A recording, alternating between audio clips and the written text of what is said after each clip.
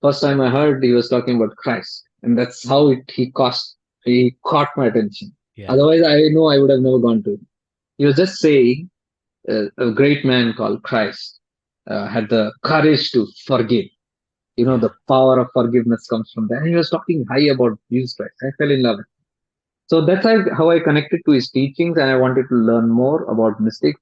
Who's this Hindu saint who's talking about Christianity, or who's talking about Jesus without any bifurcations, Yeah. without any reservations? So I said, this person is somebody who's open.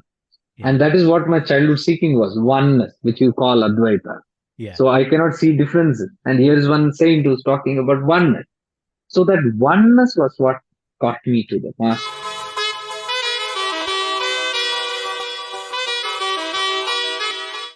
Welcome to Silence 80 Speak, the podcast where timeless wisdom meets the present moment. I'm your host, Sukhdev Virdee, and in each episode, we delve into the profound teachings of non dual masters, those who have transcended the boundaries of duality and revealed the simplicity of existence. Join us on this journey beyond words as we explore the essence of being with those who have realized the truth that goes beyond language, beyond thought. Open your mind, silence your chatter, and let the wisdom of silent sages resonate within you. Today, my guest is someone who had a spiritual awakening at a very young age, after which a search of over 2 decades started, during which he met many living masters and mystics and had his breakthrough while serving Master Avadut Shivanand. Today, he himself is an inner journey coach and travels all over India sharing his wisdom with others on the path. I'd like to welcome to the show Jake Light. Welcome to the show, Jake. Pranams, and greetings to all of you who have joined here. And thanks, Sukhdev, for inviting me to your show. Hey, it's an honor to have you. It's an honor to have you. I uh Bless. been following you on YouTube, on Instagram, and on YouTube. When I start watching your videos, I just could not stop. Even today, I just went on to see a few more videos that I could pick some things to talk about, and I was on for about almost 2 hours just watching, and right Okay. from the start when you started, 3 years ago on YouTube. So Yeah. brilliant videos. Jake, Thank you. number one, Jake Light. I love the name, Jake Light. I love Is, it too. is that a real name? No. Actually, this body is a Christian body. I was born in a Roman Catholic family, and they christened me with the name Jacob. So Jacob Thomas is my passport name or Aadhaar card name. And then, this Jake is a short form, biblical short form of Jacob. Okay. In the Bible, you will find this Jake also. So it's a short form for it. So that's how I thought, let me put that. And my second name, I couldn't relate with my biological family anymore because I'm out of that thing. So when I joined with my guru, Abdul Shivananji, I had again put that name, which he also blessed me with that. And he said, it's fine to keep that name. So I was known for a long time, like 8, 10 years, like Jacob Shivanand. So I said Shivanand is good because that does not give you a biological background because Yeah. now you're having a spiritual background because you're basically coming from that light from the cosmos, from divinity. So I love that name and I kept it for some time. Then again, I saw that I was again falling into some identity. A new identity was creating. So I said, what can be beyond all identities? So Nirguna Nirakara. Yeah. So the closest form to Nirguna Nirakara, the attributeless, the formless, is Wow. light. So Wow. we say in even Islam, in Christianity, in Upanishads, Hinduism, we say that God is light.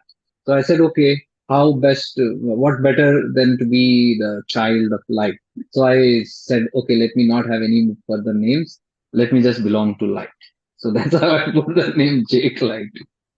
All right. All right. That's super. Super. I love the name. It just brings a smile to your face when you hear the word light. Oh, is that? Thank Yeah. you. Yeah. So you had a spiritual awakening at a very young age, from what I read, and Yes. we want you to share for all the viewers out there your journey. I am going to sit back and listen to your story because it is such an Okay. intriguing story. You have been through so many uh, experiences. You have met so many different masters on your way. Yeah. 2 decades of searching, and so I want to sit back and listen to your journey, how it all started. You came into spirituality, and then finally into awareness, non-duality. Okay. But I'm just a little surprised. Where did you read about me? I mean, the childhood thing and all that. This was on your website. Okay. So you visited the website. Yes, yes, yes, yes. Fantastic. I will put the Okay. links of all the websites and your YouTube channel everywhere below in the description. Okay, okay. So I had this deep kind of quest even right from my childhood. I was born in a Roman Catholic family, so I used to go for this catechism class, and we were taught about Jesus, and Jesus was my everything, my whole love. Even today, I'm very connected to him. But one thing was I was not able to relate to the religion stuff, so I always looked at him like some divine being. And I used to ask this, I remember even in my third standard, fourth standard, a lot of questions to my catechism teachers, to priests, to my father. But I could see that nobody was able to answer me. Simple things what even Christianity taught, like Christianity believes in heaven and hell. So I was thinking like, why should people be punished and why some should be rewarded? So is God injustice? Is he impartial? So I was told by all the religion people that no, God is impartial. So then I used to ask questions like, then why is that dog near that gutter suffering with disease? Uh, and why is that, if you call that it is meant to be, then why is that dog sitting in an AC car and in somebody's lap and going? So where does this explain? So to me, this shows that God is impartial because he's given, that disease to somebody and he's given comfort to somebody. And then I asked, then why is a child born blind? And why is one born healthy? So God is impartial. They said, no, no. And nobody was able to explain how God is impartial, not partial. So my seeking was very intense from that time, and I simply withdrew from people who could not give me the answers. So I set up searching for my own stuff. So in my childhood, I remember going through many such experiences, and even having past life experiences, which I didn't know. Like there were in catechism classes, I'm sitting, and then I suddenly feel choked up, and then I feel like somebody is going to bombard into the room and simply devastate and kill everybody. And whenever the teacher used to close the door, I used to feel a shock. Like I used to tell, no, don't close the door, don't close, they'll kill us. So I used to not tell loudly, but within. And I used to not understand why am I doing these cranky things. And then when she used to start teaching, I used to see literally the doors being opened up and horses coming in, people with spears moving in, and everybody being mass murdered. And I am in horrific, and I can see there is nothing actually also.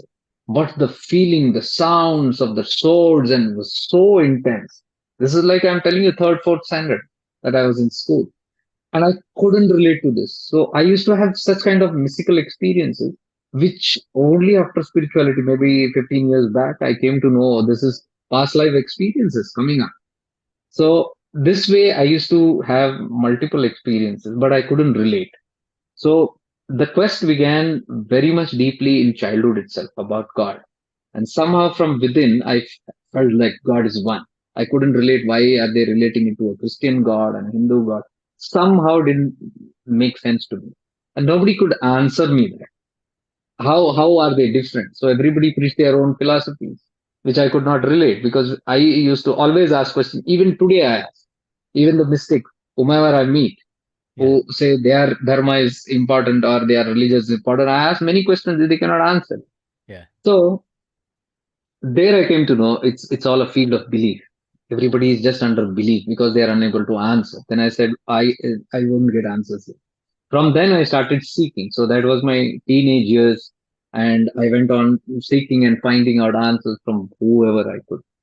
So this way, one day I think I was 12 or 14 years in between that. Somewhere I was just coming back from college, 16 years. I was coming back from college, and one day I just got out of the bus and I was walking back home. I used to walk 5 kilometers back. Gayatri Mantra started, and I don't know where and how, and I was only chanting it, chanting it, chanting it. So this was very, mystical for me because I know only about Christianity and where is all this coming from. It took me a couple of decades to understand this is called Purva Janma Samskaras. These are samskaras coming from previous lifetime. So then I somehow knew that my life is not a beginning, which I was born in a certain place at a certain time. This is a continuation of that journey. From then, I just lost interest in my birthdays. So people which do not understand at home, it's almost been like 20 years. I've not celebrated my birthday, not have any interest in it. nor even celebrate or wish anybody else, because somehow that didn't make any sense to me. So somehow I knew that life is a continuation. So this quest deepened, and I was not getting the answer until all these things happened. Then I got into my adulthood, and life went on very normal. And then I fell in love like anybody else, and then had my crushes and breakups and pain and all those things, Yeah. and then trying to relate what is this life about, and no questions being answered. And then I got into marriage. So when I entered into marriage, that worked out for around 2 years, and then it turned out bitter, and there also it was bitter and was not understanding. And then I went through a divorce, and that was very devastating for me, very, very devastating for me, because now when I'm teaching this stuff, I know where this is coming from. I know why I got desperately into marriage or bumped into multiple relationships. I was desperately searching for something which was not getting back up, my family and things like that. So now when I teach, I know where this is coming from, why people are involving or getting entangled into so many things. What are they searching for actually? So I can point it out because I've learned that. So Yeah. in my lessons, it was like this marriage taught me a lot of things. It simply led me to depression, and I was already into booze. I was already into smoking, eating non-veg, and having devastating bad company. So I was in that during my adulthood. Again, Purva Janma Samskara, some completion happened. I never ever thought in my life that I would be doing what I'm doing right now. I could never imagine, nor my parents, nor anybody saw me fit for that, because I was that kind.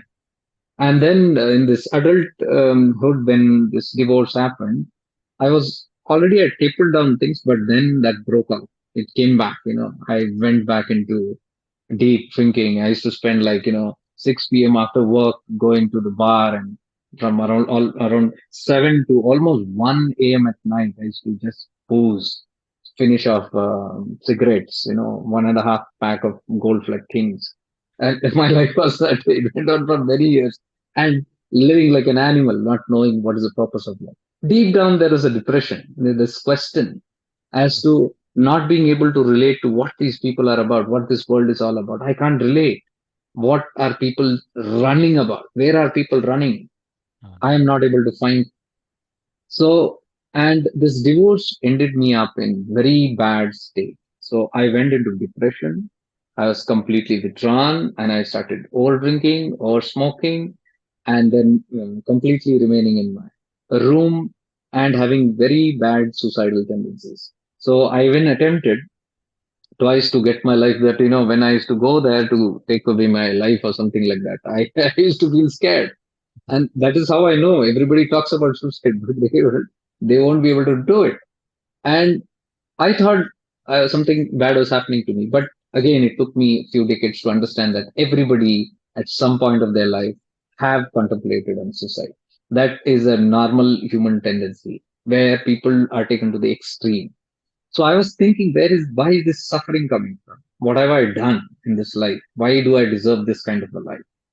So once being very devastated completely and having felt like I lost everything, including I had a small girl child, and that was my closest obsession, you could say, my deepest attachment. And here life snatches away from.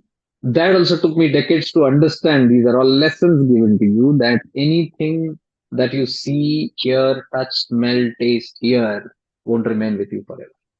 So everything is going to just perish one day. And that has to be, practically taught. It cannot come through books.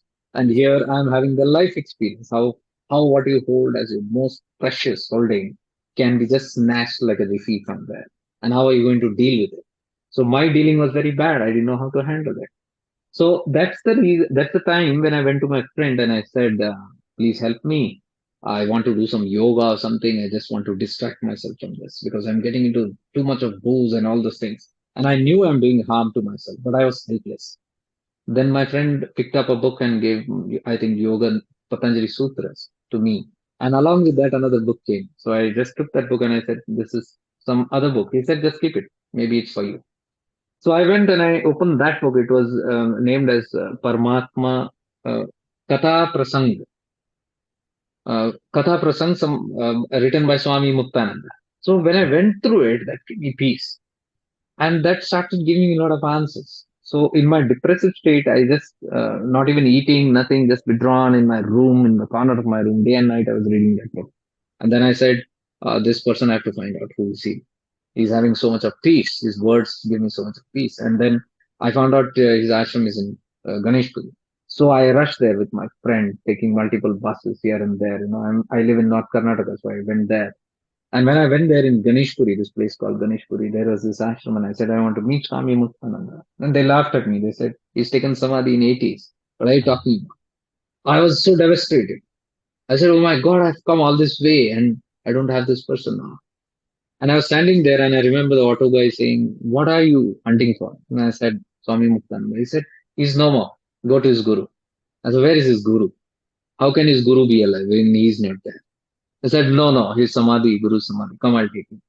And he takes me to Ganeshpuri to Bhagwan Nityananda's Samadhi. And Oh, that was a complete 180-degree change from there. I still can't explain what happened.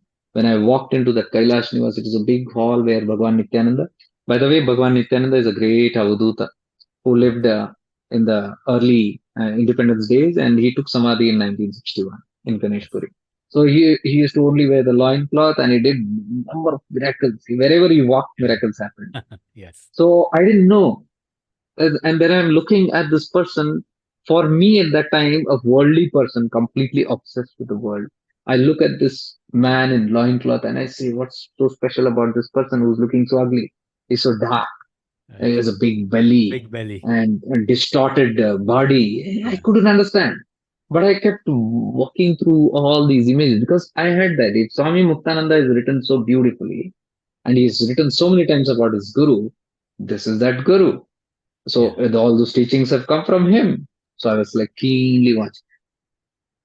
So there's something just overtook me. It was like such kind of an immense peace which I've never experienced in my entire life.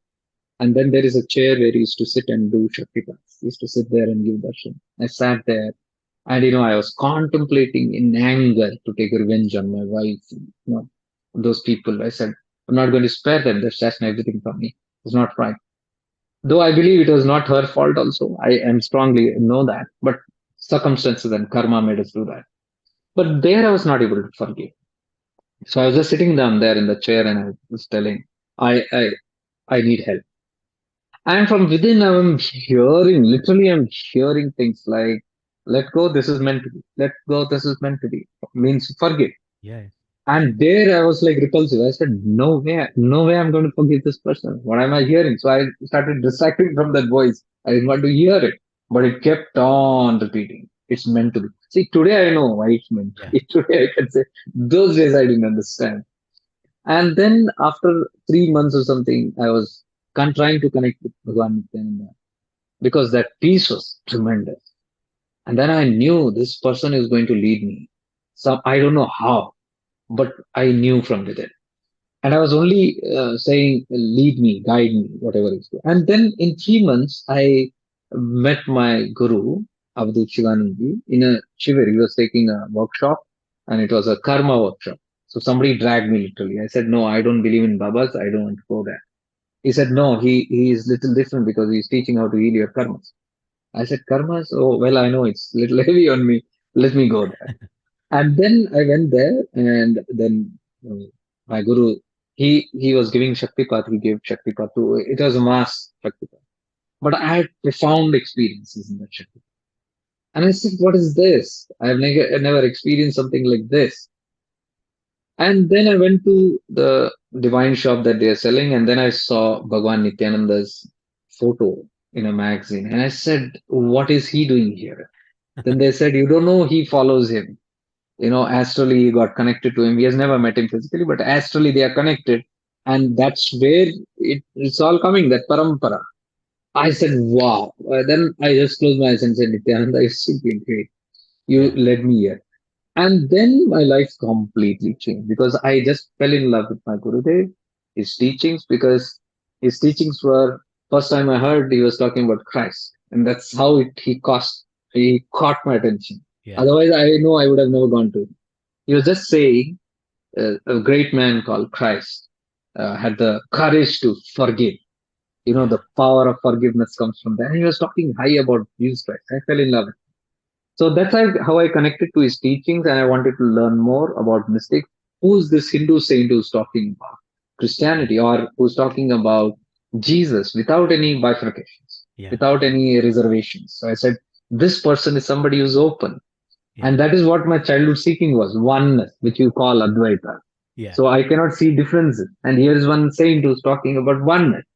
So that oneness was what got me to the master. And then I started becoming so deeply involved in his work and attending his workshop, writing blogs, and that is still there all around. Many people collected through the blogs. I wrote songs for him, composed music, and a lot of Wow. activity happened, and it came out of love and love and love until I came into his attention. And I wanted to always serve him, be with him, live with him, learn from him. And that was a dream. And people said, wow, okay, it's very difficult to even go close to him because, and I could see it's very difficult. You couldn't even contact him. But Yeah. somehow I was deeply in love with this master. And then things just happened. It just manifested as though it was supposed to be. And one fine day I get a call from Ashram and I come to know that my Gurudev is calling me, and I was like thrilled. And that's how I go and meet him. Then it's a long story. And after that, I had the blessed fortune of being with him for almost close to 8 years, serving Wow. him, being very close to him, working for most of his projects, knowing and learning spirituality direct from him. He was never partial. He was not like, he was treating me like special or something like that. But I'm so blessed that he accepted me wholeheartedly, unconditionally. I come from a South Indian background. I come from a Christian background. Yet Yeah. beyond all these barriers, he just embraced me. There was so much of, so much of opposition or so much of restlessness around I could feel because a Yeah. Christian person is around here and all those Yeah. things. But he was somebody, this man was somebody who had the ability to see beyond caste and creed and stuff like Yeah. that. So he was only connected to my consciousness. And the most beautiful thing that I learned from my Gurudev, and why I love and appreciate him all the time, is um, his ability to see consciousness as consciousness and not separating it. So there were many times when he talks to people about Shiva, Parvati, Durga, or the Shakti aspects of the Dash Mahavidya, the 10 different Shaktis, so many Yeah. different, the Hanuman Tattva, the Guru Tattva, Dakshinamurti, all these things are there. And somehow I couldn't relate to all this because from my childhood I've Yes. not heard this, you know. Yeah. And I used to be like, damn, all I know is about consciousness, about going higher and meditating without any concepts and all the things. So the most beautiful thing about this person was, despite all barriers, he used to only talk to me about consciousness. He never ever talked to me like, I'm telling you about Shiva, about Durga, about Parvati. He Yeah. simply said the Divine Father, Mother, and he only said about consciousness. So he could understand the way I am understanding, and he was Advait master. Yeah. But Sukhdev, again, Advait is such a tough topic that I can see hardly any percentage could understand his Advait Tattva. I was dying for that. You Yeah. know, I was prepared for that to devour it. And all that I caught was his Advait teachings. So Yeah. all that I could relate with him as an Advait master. And I experimented a lot of him. I wouldn't hesitate to say, because whatever we learn in Advaita is much beyond the mind, ego, and body.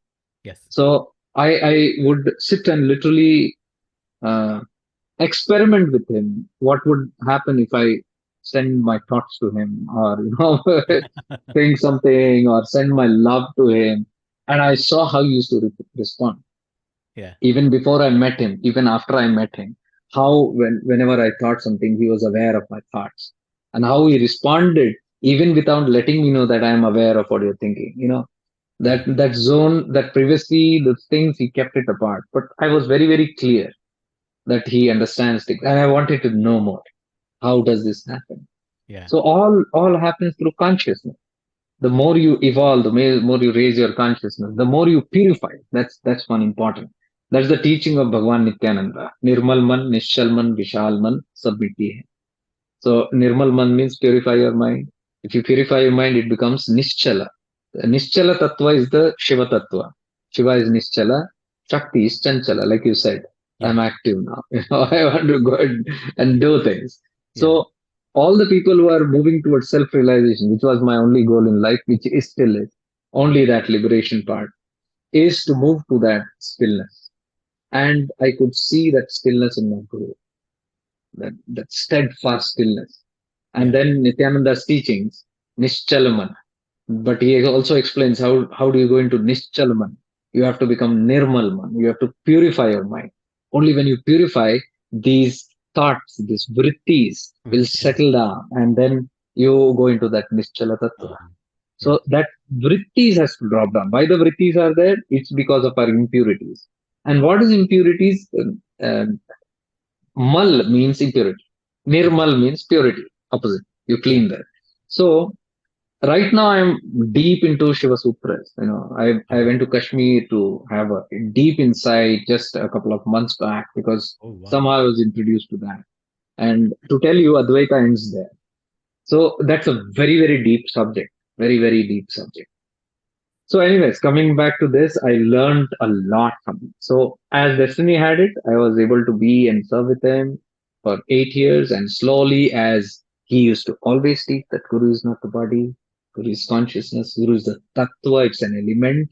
It Yes. is got nothing to do with the personality. I had very strongly with that.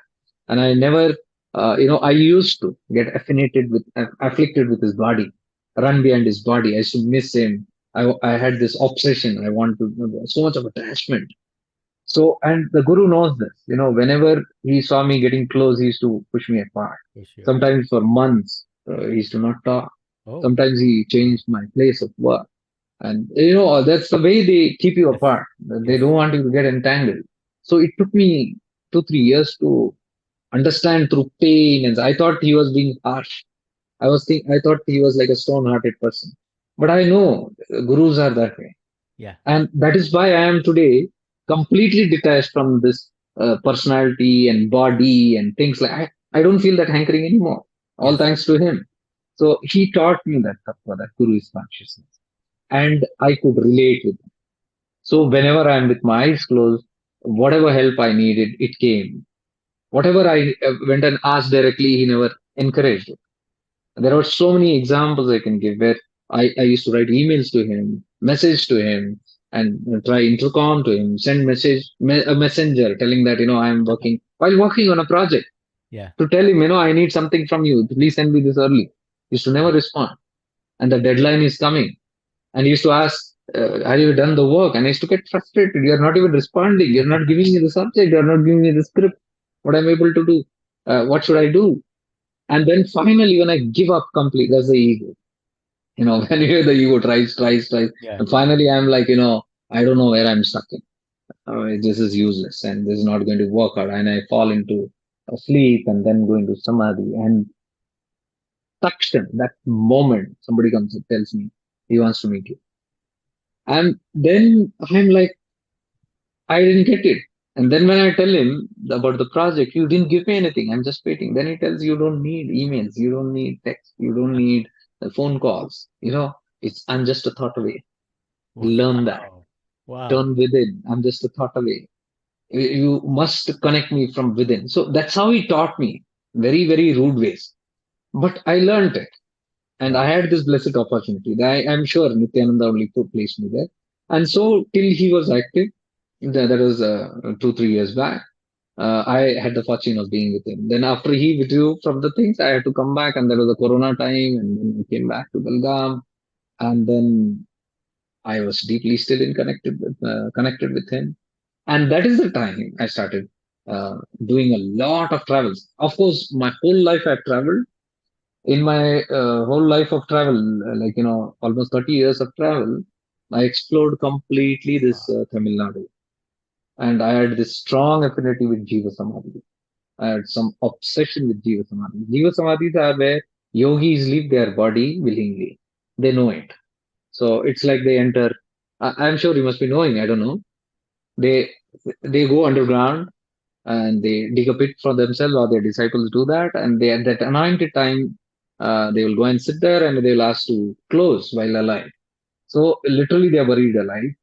And then at that anointed time, whatever they have decided, maybe half an hour, 1 hour, 2 hours, whatever later, they leave their body. So that's a special kind of a samadhi where yogis deliberately live in that fashion so that even their bodies can continue helping the world. So jiva samadhi bodies don't decay. Hundreds of years it can stay, Wow. depending on the tapas they have done. Huh. So some can even be for 800 years, some can be for 80 years, some can be for 500 years. It all depends on the kind of intensity. So they leave the prana in that. Prana is still intact. So you'll find the hair growth, the nail there, the body there, everything is there. So I was obsessed with this Jiva Samadhi. And hundreds of samadhis I visited and meditated. That was my only obsession I used to do. And I've gained a lot from these mystics who are not in their body, but still there. Their consciousness is very much there. And there are techniques there, which is to spontaneously come within me. I don't know how. When I used to sit there, those kriyas would happen, and then I absorb the prana shakti there and get connected and have kriyas and shaktipat and kundalini awakenings and all these things used to happen, kriyas happening and all these things. And I simply went on doing year after year without understanding what was it. That was how it was supposed to unfold.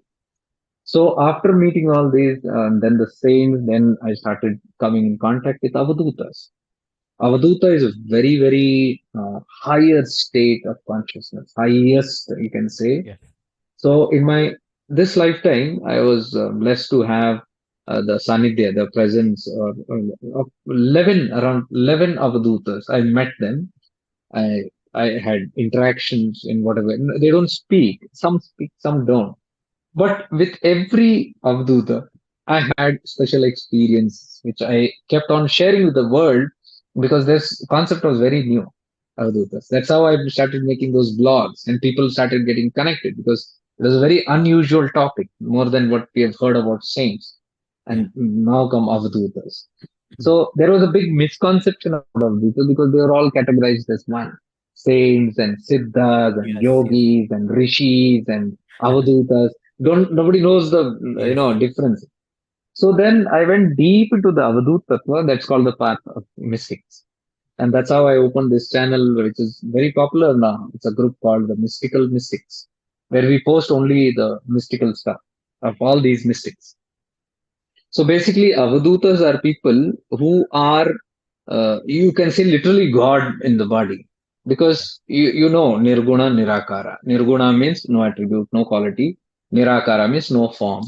Yes. But that God, which is formless and which has no quality, is so difficult for humans to fathom. They cannot catch it.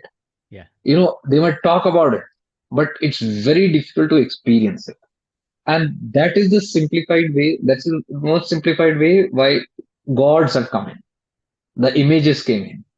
The Yes. deities came in. Yes. All these comes down. It has to take a form. So because we are in the Panchindriyas, apart from the Panchindriya, we cannot relate to anything because the sixth Indriya is absent. We have not awakened this.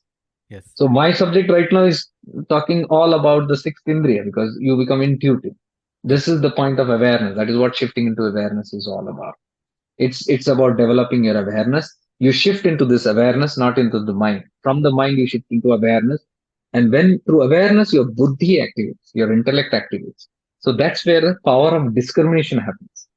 Simple thing is in every spiritual seeker has to have this power of discrimination without which they are going to fail. Of course. Because power of discrimination shows you what is right and what is wrong. Sat and asat. Asat. What is real, what is unreal. Unreal. The only thing that can discriminate you from Maya is this buddhi, Viveka. Yes. There Yes. is no other faculty in man. Yes. And only human beings are Have this blessed with intellect and elect. awareness, Yes. conscious awareness. Animals and all other species, insect, reptiles, and all other species do not have this faculty, which is why they cannot take decisions on their own because they don't have buddhi. Yes. They cannot discern and take decisions. They are poor. They cannot make decisions. They are just living bhogyoni. Whatever karma is designed to them, like animals, reptiles, They have no choice. So it's choiceless life. They undergo that karma. But in human case, it's different. A man can change. A man can think. A man can, use his faculty to make proper discrimination. A man can judge between right and wrong, and accordingly change his life, change his karma, and man can become Superman from there, Yeah. Yes. which no other No other species has species. got. That is why Tulsidas ji said, "Bade bhag manushya tan pava." It's a great blessing to have a human body. So don't waste your human lifetime. Only in the human body you can do this. You can ascend. You can Yes. grow, and you can even become a Jivan Mukta. Yeah. Jivan Mukta is that state which was taught. If you go into Yoga Vasishta, Ram was taught this. Lord Ram was taught how to be a Jivan Mukta by his guru Yoga Vasishta, Vasishta Mahamuni. So there the whole, if you see interestingly, Yoga Vashish does not have any gods, any deities, nothing. Just about consciousness. Yeah. Ram was taught about consciousness, Chaitanya, Yes. and to move into that space and realize. And right now I'm teaching a lot about Ramana Maharshi, who am I? Yeah. That's the self-realization aspect. Realizing who am I really? Am I this Jake, or am I somebody who's behaving like Jake? So this investigation leads you to who am I? And interestingly, Ram was taught this Yeah. self-inquiry.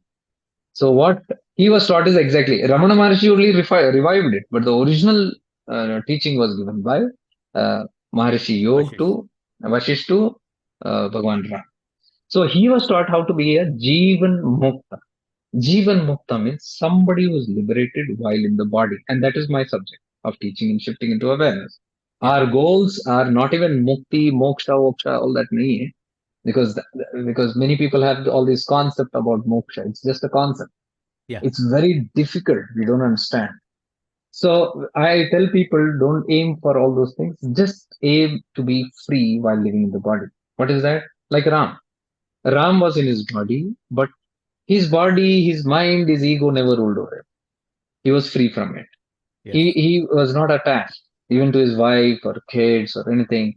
He was not attached to his kingdom, his throne, his name, his title, his fame, his warriorship, his skills, nothing. He Yeah. just lived and did what he was supposed to do the next. And that's what I say. We are supposed to just do that.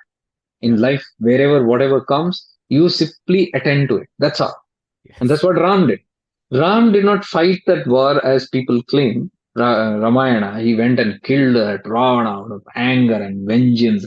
It's wrong. If he has vengeance, then he cannot be godly. He is just another Asura. If he has vengeance, if he has the tendency to kill somebody, then what's the difference between an Asura and Devata? So I Mm. used to ask all these kind of questions because these are very practical questions. And Yes. Yoga Vasishtha teaches us that Ram was never judgment. He was aware that this is his karma, this is prarabdha. There's a big story of how Narada Yes. cursed Yeah. Yeah. Narayana, and that is how he had to come Yeah. back. And now he knew it. He was aware that this is his prarabdha, so I have to finish that prarabdha. So there was no victimhood, nor he wanted to curse.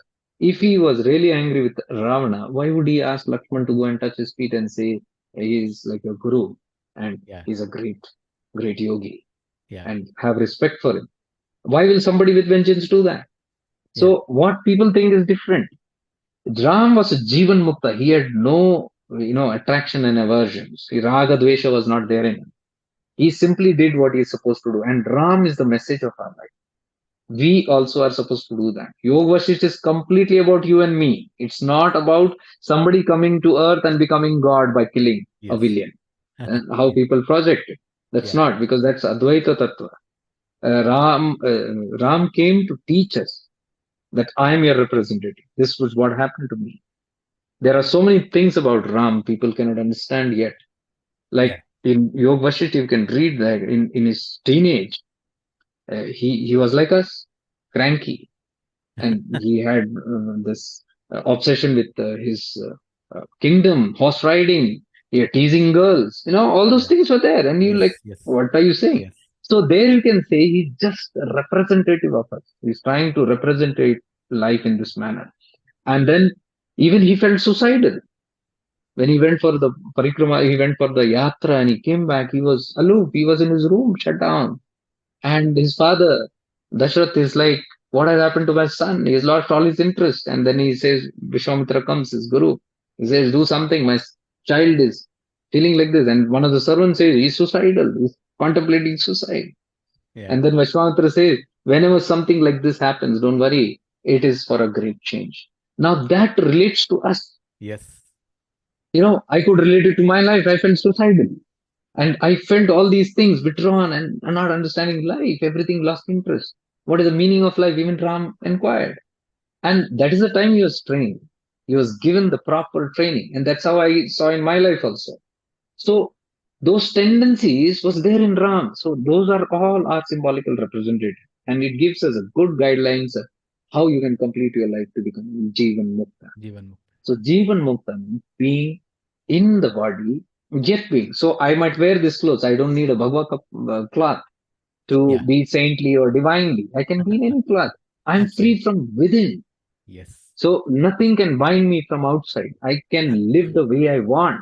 Whatever I do, I can do. I can even run a business.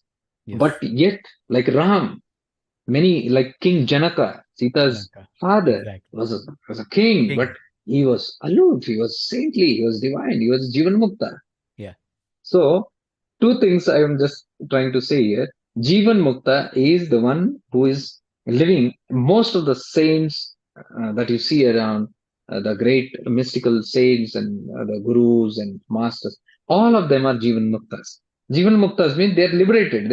They're not affected by their karma anymore now. Yes. And no need to take another janma also. They're free while Yeah. living in the body. So they might be doing a lot of things. They might be doing a lot of projects. They might be doing a lot of work.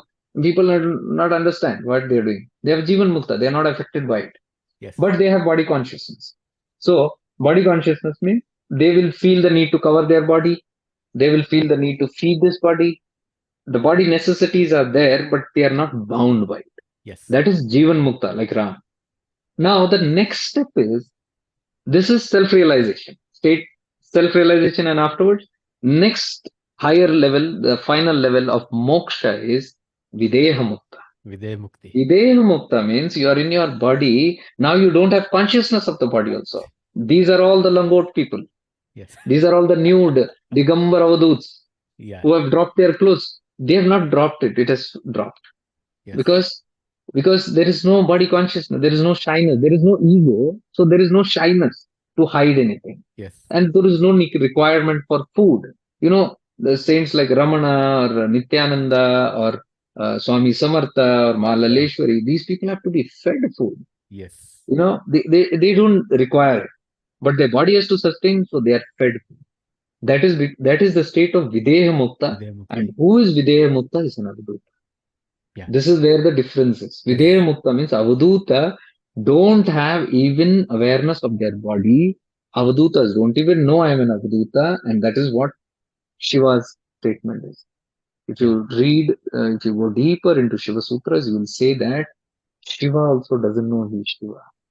If Yes. he knows he is Shiva, there is an ego aspect. That's duality. There is someone who is knowing about someone. Are Yes. you getting it? Yes. So Yes. the perfect state of non-duality is that it's just pure awareness.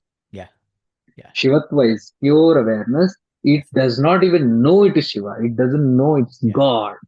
You Yeah. know, that is the highest state. So there is a little confusion in Advaita. Like the Advaita that we talk about is internal. You know, Yes. Yes. I'll just brief you just 2 minutes on that. Yeah. The Advaita that we talk about is, like, for example, I find there are three stages of evolution. That's what I teach. My platform, my retreats, webinars are based on three Yes. levels, phases of evolution. First is the physical grossness, where, for example, you see a Shivalinga outside, or you see a cross outside, whatever that object is. Yeah. That object denotes and connects you to the mystical power, divinity. So you see a Shivalinga, and that reminds you of Shiva. So now God is outside, but God is so much outside. That's Dvaita, duality. There are Right. two. There is a worshipper and there is one that is being worshipped. Yes. It begins that way journey, but slowly Dvaita moves into Advaita. Advaita means Now you don't see the Shivlinga outside, you see it within. That is what Adi Shankaracharya ji thought about Shiv Manas Puja. That Shiva is in your Manas Yeah. Puja. Do the puja in your Yeah. mind. So that's the Absolutely. start of Advaita. Yeah. But that's not true Advaita. That's just the start. You can say that's a gross Advaita. Because if you closely observe, uh, what he says is you are the Shivlinga. Yeah. So you worship the Shivalinga. You close your eyes and you meditate and you put all the dravya, you put the honey, you put the milk and everything. You are that. So that is Advaita practice. But still it's not pure Advaita because there is still two. Yeah. I am there and I, the Shivalinga, is there. I am there, I am worshipping myself. There is still two. Or if I say the Guru is outside now, Advaita, I don't need it. I see Guru in my heart. So there is a seer and there And the is scene. one that is seeing. Yes. The image is there in the head, and I am looking, I, the ego, am looking at that image. So that's still Dvaita, but closer Advaita. It's come closer. Yeah. Pure Advaita, that is one step that is very difficult, is what I'm trying to relate. That's the third level, which very few seekers are there. You see, we do all these webinars and all that very Yeah. limited. I don't publicize. Yeah. So what you have seen in YouTube is not even 10% of the work. It's all there in under courses, and Okay. major work is under that. But since people cannot directly refer to it, they cannot understand it, Yeah. and they're not. Basically, it's not. It's about eligibility. There needs to be a great eligibility to come to the third level of understanding. So this Yes. second level of going within, it's relatable. Many people can come. That also is difficult. You must be knowing it, how difficult it's to get in there, to Yeah. take your God and deity within, then to run in the temple and see everything and worship outside, do havan. That is easier. But this is very difficult.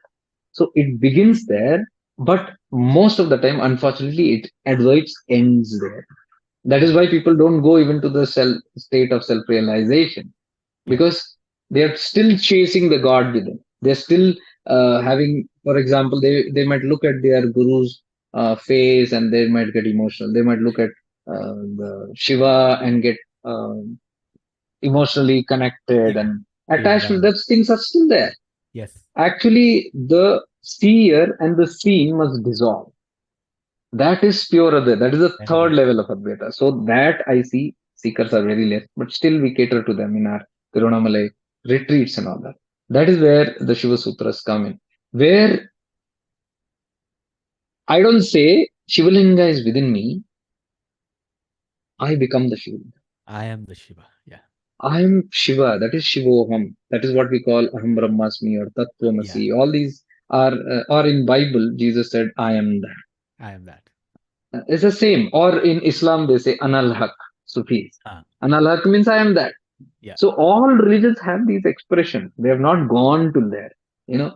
So this is one barrier. This is another level of spirituality which begins from within, and this is a very fractional kind of percentage. Bhagavan Nityananda used to say, 1 out of 10 lakh people will have this third level hankering, Yeah. this third level one, to Yeah. be God, to become God. Yeah. Rest all you'll see a lot of crowd moving in the uh, first zone. Second is again limited. By the time it comes to third, it's almost gone. So that's the tougher challenge. Yeah. So there is where the obstacles come. And my work here is to remove those obstacles. So plenty of examples, plenty of self experiences, all that I keep relating and sharing. And the teachings, I try to give them all in experience, not the physical teachings. Like this is what the Theoretical. Vedas, Upanishads, everybody knows the Upanishads. So I Yeah. don't want to repeat the Upanishad. But when I say some line from the Upanishad or from the Vedas, I would like people to settle down and experience it. Yeah. So uh, I think we are close to that. I'll just brief up with the end part of No, no, what no. if Go I, on. Go on. I'm enjoying this. I'm loving this. You have answered okay. all the questions I was going to ask you, but please go on. Okay, fantastic, fantastic. So even when I'm sitting right now, I stay connected and I don't know what I'm Yes. talking. That's the state which we always operate on as a Yeah. teacher also. Even I don't know what I'm doing. So Yes. it's very spontaneous. My webinars, the Yep. courses, the retreats, we do not know till we begin the class what is going to Absolutely. happen. So I Yes. tell people, don't come with expectation. I don't know myself what I'm going to do. And it has always worked Yeah. brilliantly. Then this mind can work. Yeah, This yeah, has got yeah. its own I limitations. do the same. Whenever I come and talk, I say I am actually listening to myself talk because I don't know what I'm going to say. And I sometimes listen to myself and I say, wow, where did that come from? How did I put that into words? And so I completely agree. But go on, go on. Yes.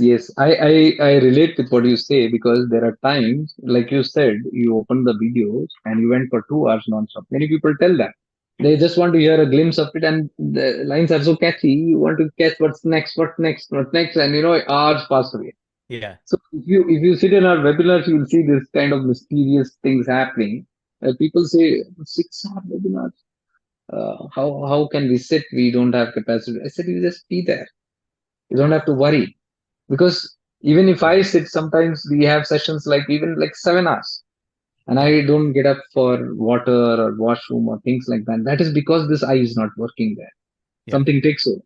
And sometimes what happens is I end up listening, most of the time listening to my own videos. So when I'm free, and I'm like, when did I say that? And Yes. I say sometimes, wow, there's something, and I take the pen and I note down some things, and I say, wow, this is what happens Yeah. mysteriously. Yeah.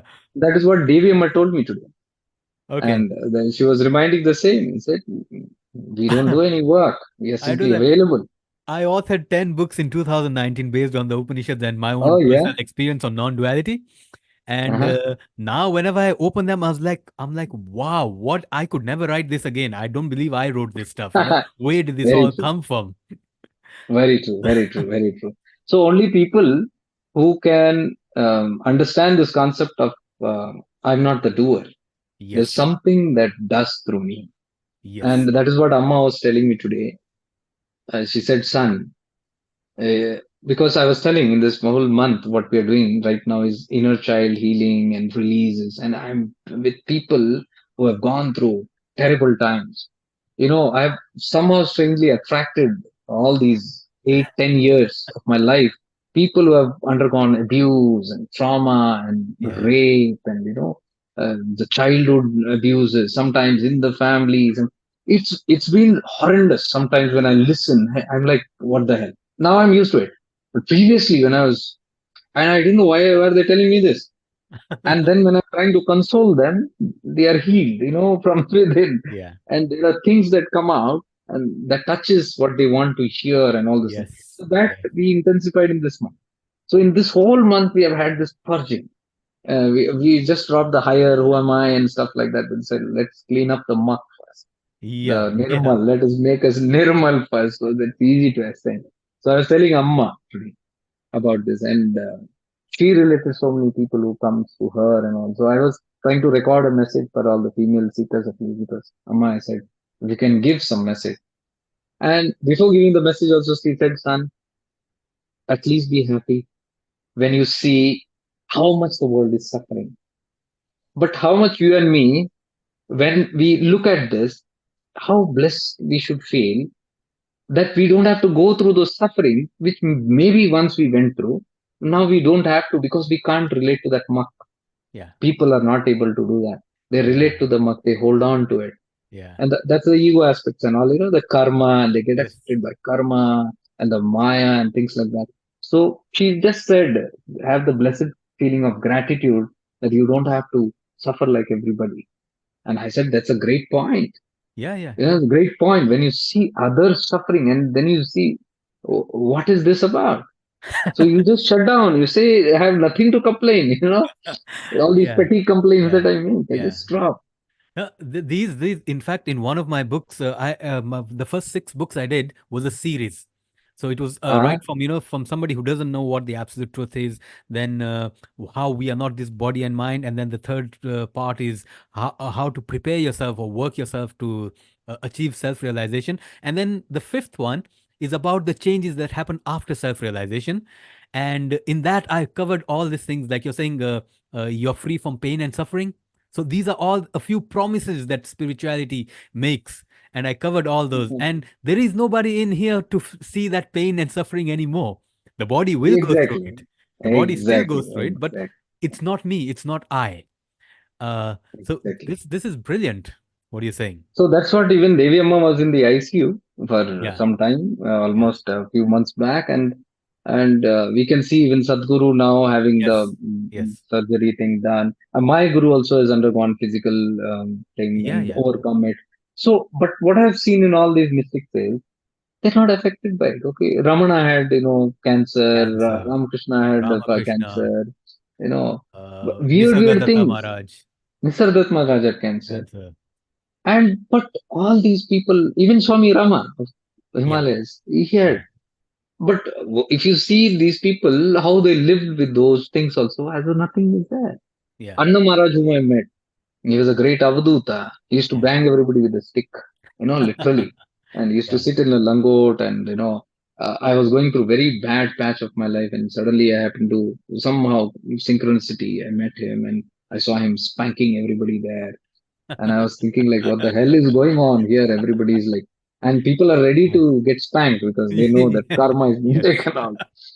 So I was so obsessed with my problems that I didn't relate anything, and I was just looking at him. And then when my turn came, when I touched his feet and all that, he was very kind to me. He didn't hit me or something because probably he was absorbed in. He was knowing what am I absorbed in, because I was in tears when I met him also. He was very, very kind. He looked at me and he teased. He pulled my head and he teased. And he showed, Huh. Kala Vitobala means the black Vitoba has come. Panduranga has come. He was teasing everybody. Okay. So he made it very lighter. But I saw this man taking on people's karma. And behind him was Nityananda's photo. I was like, oh my God, Huh. Nityananda is here also. So he had connection with Nityananda again somehow. His guru had connection. So he used to Oh, tell, go down to my guru's room and sit there. And when we went and sat, we saw Nityananda's photo everywhere. His guru used to literally worship Nityananda, meet him. So I said, wow, this Nityananda is like sending us everywhere and things like that. So this person I saw taking karma. wow. He was literally taking, and he was so blissful, happy. He was very stern because Avadhuta is like very cranky. Yes, yes. People don't understand why are they like that. It's because This, their prarabdha is running through the yeah, body, yeah. but they have no awareness of it. So it is just exhausting itself. Whatever was there in the previous, it's just exhausting till the body finishes off. So till the karmas exist, the Yes, body will exist in the avadut. And yeah. once it finishes, they are done with it. So I could see this person, and he used to tell, my kidneys are gone. Like joke. And he couldn't walk, and he used to say, doctors came, in Marathi, he used to tell, doctors came, he said, this is gone, that is gone. This spare part is gone, that spare part. He was like that. And then one day he had swelling. So I was looking at his face on one visit, and it was so swollen, and he was eating gutka. Every day he used to eat continuously. He used to store gutka. And then Yeah. we came to know he had mouth cancer. And I was like, when I saw him, why the hell is he eating this? In my mind, I don't want to even see. Why does he want to put that? And then he suddenly looked at me and he said, go get that bag. So I went and picked a bag. And he said, open that plastic. And he was shouting at me. And when I opened the packet, it was gutkas. I said, oh my God. And he said, tear it. Oh. And I tore it and he said, give it to me. I said, oh my God, don't make me do that now. What I was thinking, he shouldn't do it, he made me do it. Wow. And he added that into it. Yeah, And he was literally, and he said, doctor says this is gone. yeah. What is gone? He was like that. And he said, before going, leaving, go down and see the samadhi. I thought he was referring to some samadhi. When we went down, people are constructing his samadhi. I Oh, said, what is this? And he said, we have got an order. Oh, that is the time I realized, oh my God, he's going to leave his body. And he did leave 2 months later. So he was making his own samadhi. wow. Wow. Even another Avduta, Achar Baba, before leaving his body, I was knowing he's going to leave. And he left. He was speaking through another person. These are very mysterious kind of Yeah, yeah. activities. And I this went Anna Maharaj, yeah. I went through interesting stories of yours. The what you're sharing now. I wish we could Oh, go I on for can go very on long. whole night. Yeah, yeah. I want you to. I'm going to a story that I found very intriguing on your YouTube channel.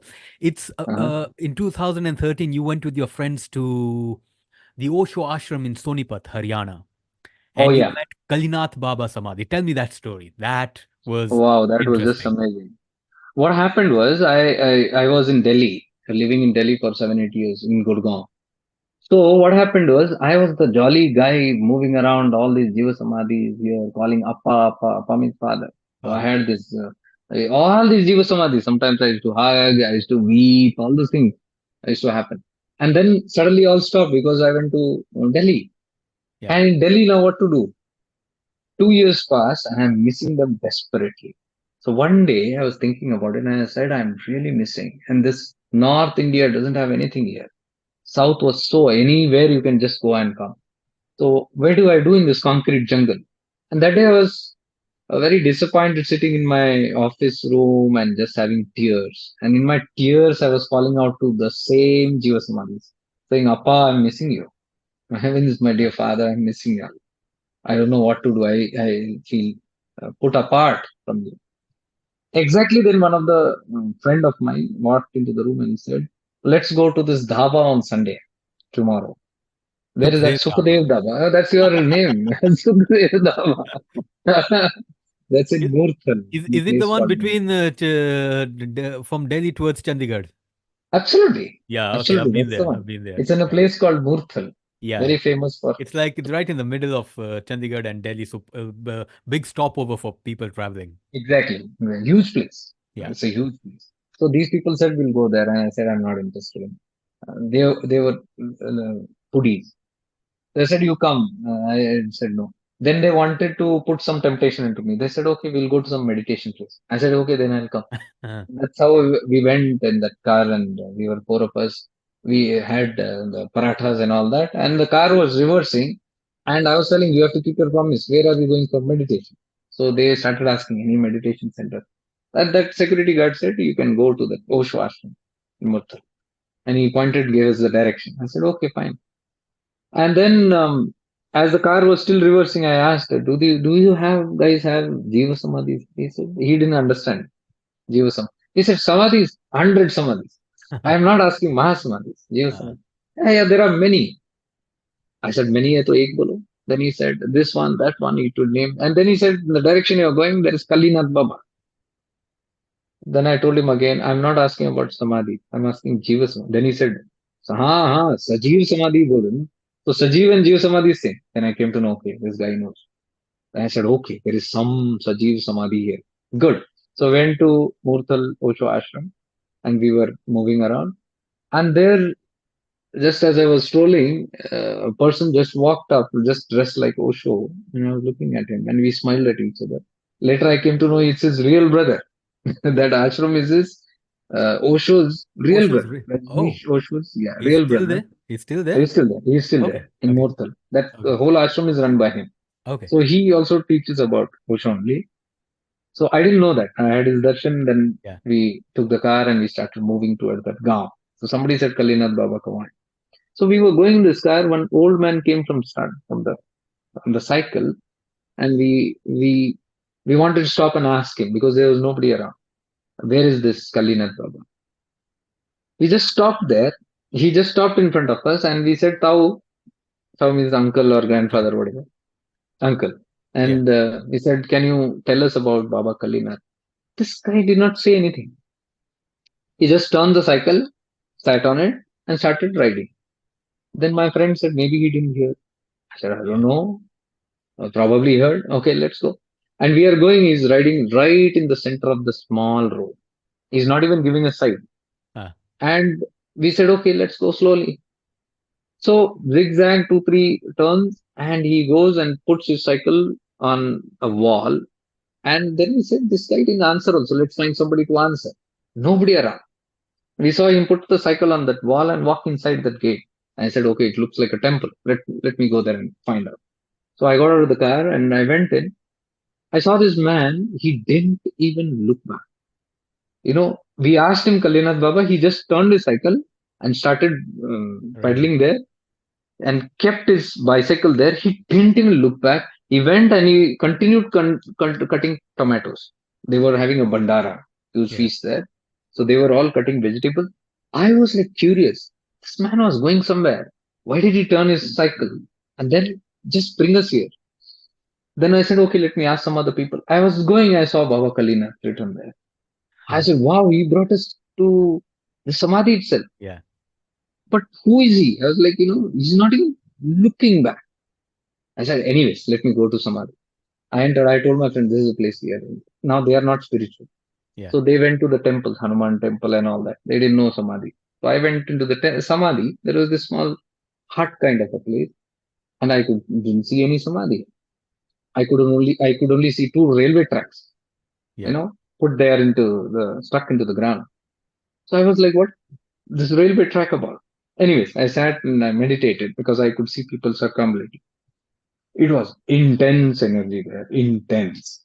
Like when I opened my eyes, it was like bloodshot. Then I got up, I said, wow, this place is so powerful.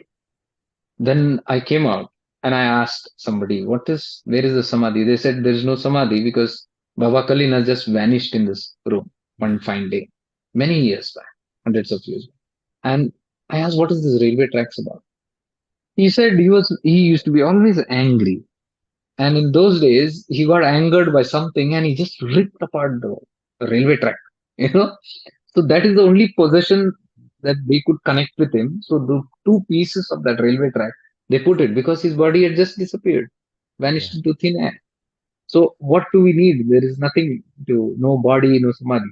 So they placed that as a symbol. I said, wow, interesting. So I came out and I was waiting for my friends who were visiting the temple. I was feeling only blessed because my only prayer just 2 days back was, Appa, I want a Jiva Samadhi and I'm missing. And I was thrilled by this. After 2 years, I just cried. And within 2 days, I'm literally in a Jiva Samadhi. And I knew there is some power. And I was profusely thanking Baba Kalina. Thank you for calling me here. Because there we might connect to the south Jiva Samadhi, but there is no north south. There Yeah. is no no this or that bifurcation, differentiation. They're all one in consciousness. So I was sitting there feeling overwhelmed, and I see one old man, not really old, maybe in his 50s, with a long turban on his head, and he's sitting there and tobacco. He's working with his tobacco, cleaning it up and all that. So I looked at him and I found him to be a villager. He had beard also. I was looking at him and then one guy came on the bicycle on the road opposite and he was staring at him. So I was looking at that scene, nobody around, Yeah. and I had nothing to do. And this young boy slowly with the bicycle crossed the road to this side where he's sitting on the stone and he was staring at that man. I thought this guy is come to steal him, rob him or something like that. Some Huh. villager was passing. So, and he can't see me. So I said, okay, let me watch the fun, what he's doing. So he came very close, very skeptical, very slowly. So I thought he's going to rob him now. But he came very close to him and then touched his feet. When he touched his feet, this man just looked and did like this. And then I realized, oh, he's some mystic. Because mystics are always like this. They're not Yes. in that orange or red cloth. And it's very difficult to understand them.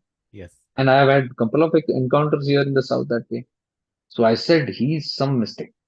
Why would that person hesitate and come? So I ran, not wanting to miss that opportunity. So I just left my sleepers there, and the moment I went close to him and touched his feet, he looked at me and he did like this, sit next to me. There was stone there. He did with his hands. He didn't speak. He just said, um, gesture. I said, no, Baba, thank you. He once again did, but I was feeling very awkward to sit right next to him.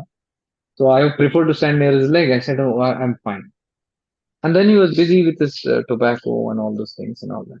I thought maybe I'll catch up something with him. I was just there, wanting to be neutral. Meanwhile, my friends came. They saw me. Oh, he's talking to someone. Let's find out. Huh. And as they are not very spiritual, they came laughing and joking Making there. fun. And the moment they came there, he just got up and left. And he went and sat on another stone. And this time he had a beady. He was sitting with that. I said, "Oh my God, I missed this opportunity." I scolded my friends. You guys have to come now only. And then I said, I one to one of my friends, "Just take a snap if you can." They didn't understand, but the camera was in the car, so they took. And then this boy who came and touched his feet, I asked him, "Who is this person?" I said, "You don't know him?" I said, "I don't know." "Seriously?" I said, "I really don't know." "Then how come are you here?" I said, "I don't know. I just come to eat parathas." He said, "No, no, we are simply saying something." I Yeah. said, "Really?" Then I came to that Osho ashram. Then somebody told here. Then he told me, "Baba Kalinath, without calling, nobody can come here." Yeah. Because he said it is not there in Google. It's not there anywhere. All these things are not there. I said, "Yes, that's how I came." But who is this person? And interestingly, this person, yeah, Baba, I forgot. When he said, asked me to sit, I said, "It's okay." He pointed out like this behind. The samadhi was behind. He did Yeah. like this. So I thought he's asking me, "Have you gone there?" And so I simply said, "I've been there, Baba. I just came." He did like this. That's all. And then he continued. So I couldn't understand that thing. And then when I asked this guy, he said, "Baba Kalinath used to live here many years back. He just disappeared. And the villagers and all know that." And I said, "Who's this person then?" Then he said, "This person is supposed to be the reincarnate of Kalinath Baba." And they're talking something about 400 plus years. Yeah. And I can't relate to this, what they are trying to tell.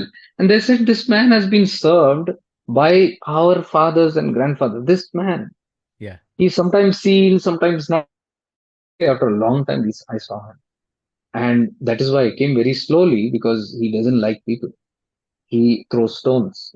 Gali wali dete hain. He Uh, doesn't allow people to come close. I said, "You were sitting close." He said, "That was my fortune." I said, "He didn't say anything to me." He said, "That's your fortune. And you don't know he has called you." yeah. The moment he said that, I burst into tears. Because I could know this very clearly 2 days back. I was in my heart praying in tears, "I'm missing you." And here this whole phenomena happens. How can this all get so synchronized? Yeah. Mysteriously, we being pointed there, this old man coming in the cycle, taking us right there, and Yeah. then this mystic coming there and giving his darshan and even gestures and asking me, "Did you go there?" It's all very Uh, mysterious. yeah. Yeah. And that is the time I came to know, you call from your heart, they respond. They Yes. just respond. After that, life has always been very easy. Because see, we don't trust this thing. That is why it Yes. doesn't happen. Yeah. Or we might call and then we might look, where is the proof? Yeah. If you just call, if you know it's there, and if you just allow life to unfold itself, many mysterious things happen. Oh, That is yes. why I'm Yes. telling you, if Yes. people live in Yes. awareness, if you live in awareness, you can catch so many things that is coming through this nature. Because I always say, Shiva or any god, Allah, Vaheguru, they'll not come and stand in front of you. They will always communicate through the creation that they have created. Absolutely. God has Absolutely. created. So they talk Absolutely. through that, but we are not available. Yes. So my sessions are all about how to be available to this, Yeah. Yeah. to make yourself so subtle. And that's when the ego reduces and the Yeah. mind reduces and the purity comes in. You become more and more available. You're simply aware of everything. Yeah. Yeah. And that is when these connections happen. So all Yeah. these saints that I've met in my life, all the divine encounters I have had in my life are all in this manner. You Yes. simply Yes. walk in awareness, Yes. it simply happens. Oh, yes. I've had so many of them, right? I'm born and brought up in Kenya. So, Oh, okay. yeah, I'm a musician. I'm a singer, Punjabi singer, Bhangra. Wow. Yeah. So I came down to India in 1999 to release one of my Punjabi albums for the first time in India. And so when Mhm. I came down, I didn't know anybody in India, never been to India, and especially Bombay. I would have some relatives in Punjab, but in Bombay, nobody. I had a Okay. friend who had come from London. He said, "I'm landing on this date. You come on this date because I have some work there. I know Bombay." So Mm. I landed. He came, picked me up from the airport. We checked into a hotel. And after about a week, one day he tells me, "Sukhdev, tomorrow morning, we're going to go to Pune and we're going to party all night." So at that time, Pune had these nightclubs and the pubs that were open all night. Uh-huh. There was one closing at 12, 1 o'clock. They would be open all night. So he said, we're going to go there weekend and we're going to party. So I got ready in the morning, reached. He had shifted into another place. So I reached there and he said, Sukhdev, Pune cancelled. We're going to Shirdi to meet Sai Baba. Baba ka bulawa hai. And Okay. I had no idea who is Shirdi Sai Baba. No idea. So Uh-huh. we sat in a bus and we went there. And for me, India was like a cultural shock when I came here. Never seen so many people in my life. And so when we reached to Shirdi Sai Baba's ashram, there is a queue of maybe about two or 300,000 people. Yeah. Literally two or 300,000 people. And we stood in the line, and I was never used to all these things. And so I said, still, we'll do it. We stood for about 3 hours in the line. When we reached the Murti, immediately we reach the Murti just to touch the Murti, and these Sevadars pull us and push us out. Within 3 seconds, we were out. I was like, what the hell? We've just been there for 3 hours. And then we came back to Bombay, and I was like, what was that? I mean, what was that? I mean, after all that, just for in 2, 3 seconds, and then in the night, Sai Baba comes in my dream. And Oh, now he doesn't come literally, just his feet. I feel his presence so wow. powerful. And then after that, maybe for the next 3 or 4 months, we planned every weekend we're going to go there, we're going to go there, we're going to go there. Something or the other would happen and we would not be able to go there.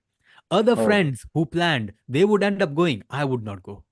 So uh-huh. you come to know that you can't go unless you're called.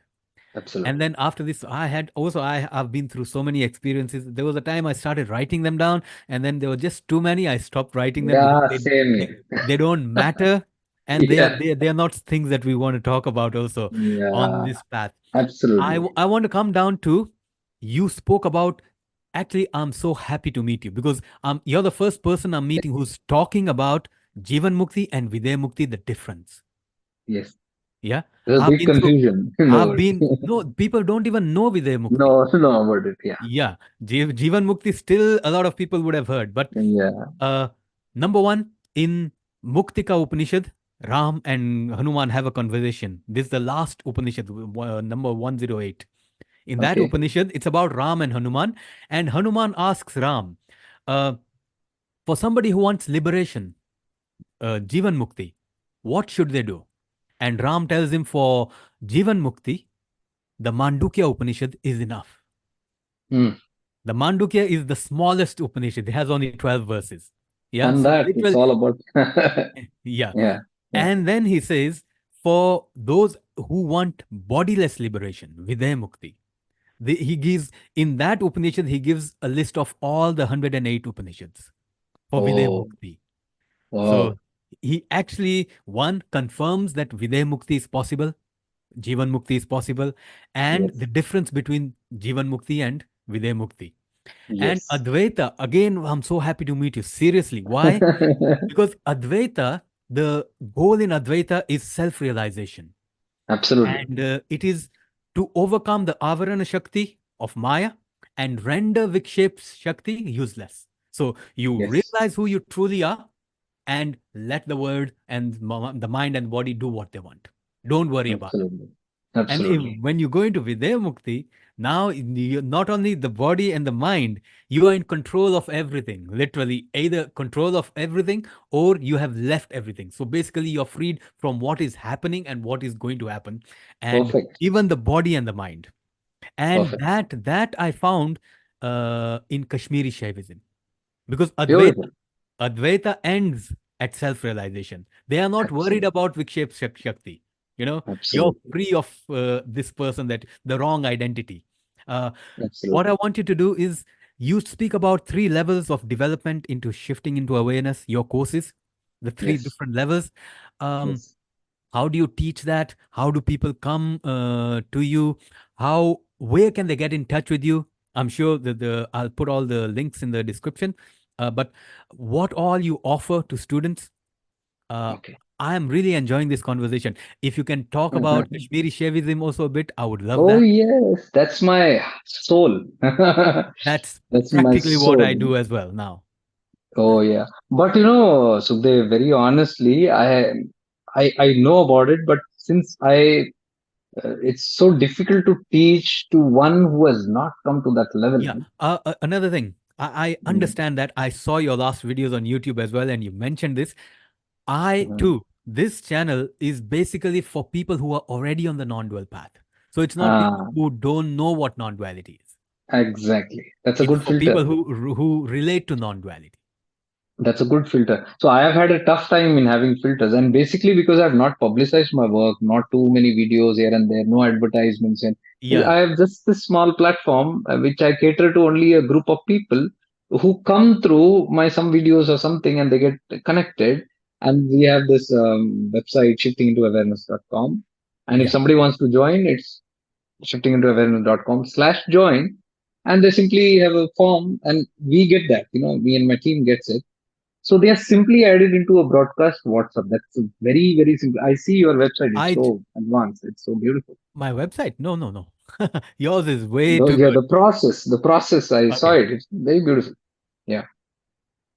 I just joined your WhatsApp. I went there and I joined that Yeah, as a WhatsApp I group. saw. So Yeah. you'll start getting all those updates. What Yeah. happens is I've kept it very much. Previously, I used to do this live. During pandemic, this whole thing started. That's Uh, the time I had come back, and my guru went back, and he also withdrew, and then I was just thrown into this abyss. And only place I visited was Kanjangad and Tirunamalai constantly. Kanjangad is where Bhagwan Nityananda built 43 caves. Very powerful place. If you happen to be in India, please do go there. It's in Kerala, North okay. Kerala. So I spent almost 1 year that side, and Arunachala. Now Arunachala is the powerful place. You will be very interested to know about this place, because Arunachala is Shiva Tattva, and that is mentioned in the Skanda Purana about how it came and what Oh, is the purpose of Arunachala. That is, in fact, that is the first point of creation, where creation began. is it? The Sat Wow. and Chit separating, which is Ardhanarishwara, No and then way. yeah, that's you Okay. can I know you it. can I know it different. just because of Ramana Maharshi and because of his story. That's the beauty of the power of this tattva called Shiva, because Ramana was sucked into that place, because Ramana still writes. I Yes. don't know what Yes. happened. Yes.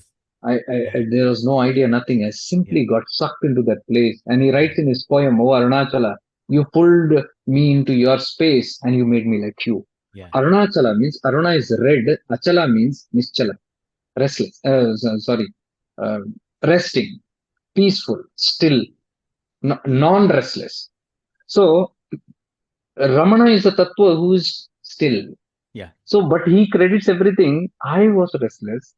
You sucked me into that place, and I don't know why I came here, and you made me like you. So Arunachala means the hill that is still. Okay. That whole hill is still. That's Shiva's quality. Yeah. Shiva is always still, Yes. Nischala. So he says, "You made me like you." So that is the power of this place. Whoever goes there becomes one eventually. That's the blessing of Shiva, because that's the final spot. See, it says the creation was there, start point. So the end also will be there. That's the place where the ego dies, and the chit merges with the sat and becomes that non-dual awareness, Yeah. that nirguna nirakara. So that is the final point of I, the aham. That is why that hill is known as the destroyer of ego. So Okay. that tattva only is called Agni Tattva. It burns. So Agni has got to do with the Shiva's third eye. Shiva opens his third eye means he opens the Jnana Agni, Yeah. Jnana Chakshu. He opens the divine wisdom. That simply means whosoever consciousness is rising through whatever practices they are doing, eventually when it comes to the third eye, that is the Agya Chakra or the Guru Chakra, this divine wisdom opens up. The Shiva's third eye opens up, and all the wisdom spills out.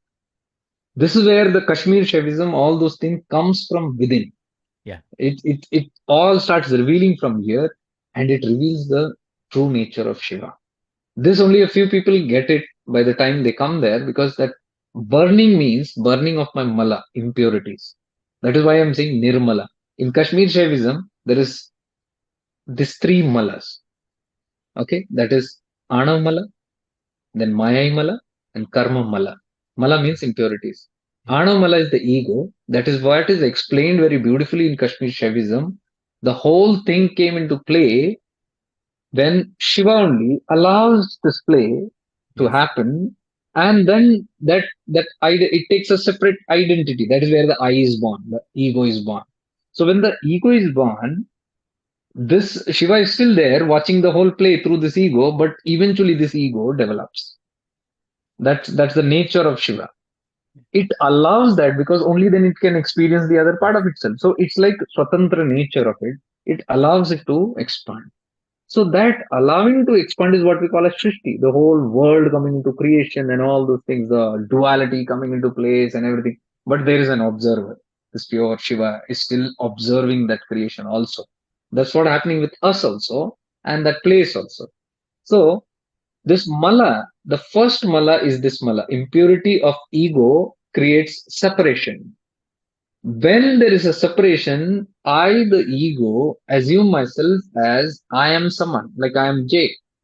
I forget my true nature and I take this identity of mine. And this Jake, when I become Jake, obviously there is world, there is Sukhdev, there's mobile, there's Zoom, there is Bangalore, there's India, there is Pakistan, there's Yeah. America. Everything is there. All the dual thing comes. That is called as samsara or maya. So Right. Kashmir Shaivism beautifully explained because of the Anav Mala, the next Mala you come into contact with, Maya Mala. You you are influenced, you get attracted, you say I want that. All those things begin. You Yeah. come under the chungal of the Maya. And because of the Maya Mala, the third Mala, Karma Mala. Then begins karma, Correct. your interaction with the world, and then karma rina shuru ho gaya, That's len den shuru ho gaya, karmic debts. right. And then the play of karma keeps you rotating in new loops, new lifetimes after lifetime. So Kashmir Shaivism very beautifully explains the three mala, which if you can get rid of, you are You're videha mukta, you are liberated. yeah. And this mala, I would like to stress on this point. I used to think this it literally translates into impurities, but Shiva Sutras very clearly explains mala doesn't mean impurity, it means ignorance. So it is just an ignorance, absence of wisdom, where I assume the ego, and then absence of wisdom only gives me rise to this maya. Then absence of wisdom only gives rise to karma.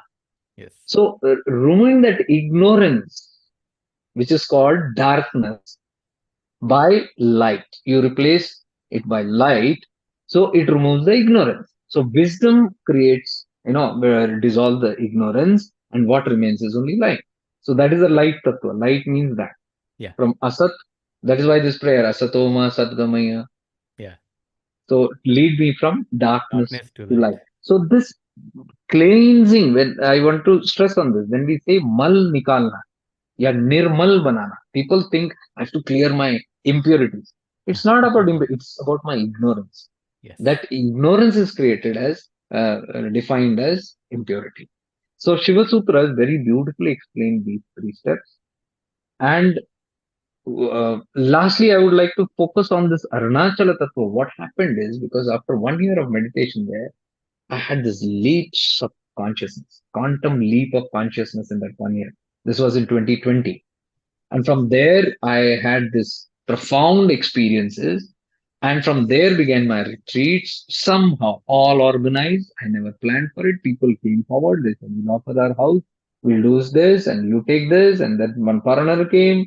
They said, we saw your video. And then we have a session and one after the other thing begins. And from there, we completed 10 batch of retreats. Now the 11th batch is in June. So these batches are again people whom we are only sending these messages to whom relate, Yeah. because I simply don't want to put this message out, Yeah. because then I will attract all kind of people there Yes. Yes. and we will have a frequency mismatch. And what I've seen is the group who's sitting there, like 10 people are sitting ready, completely prepared, and then somebody comes in who don't understand anything, and then it completely, let's say, dualistic, Yeah. and they won't understand anything, the whole program goes for a toss. So it took me 2 years to identify such people, very pure hearted. If you come to our retreats also, you are Yeah. most welcome to come there. You'll see very divine souls there. You Yeah. are so ripe and mature. and they have no interest in anything else. Now they're settling down. In fact, around 12 of the people who are foreigners, Westerners, join us for the retreat. So I have a 1 day retreat every 3 months, even for the foreigners. They are basically from Germany, from UK, Yeah. USA, Canada.